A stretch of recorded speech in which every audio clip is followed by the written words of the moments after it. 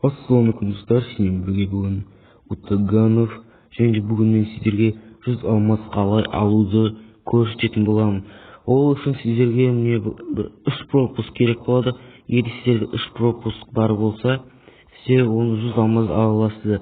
Оны алу үшін бірінші біз пропускқа кіреміз. Пропускта интернеттің белгісі тұрған бір мышка мистро, соны басасыздар. Және бізде осындай не шығады, сайт шығады, типа сайт. Сосын біздің келесі бетіне ауыстырсақ, міне осы жерден сіздерге осы 3 пропуск керек. Егер сізде бір пропуск болса 25 алмас, 2 пропуск болса 1 алмас джекпот ала аласыздар.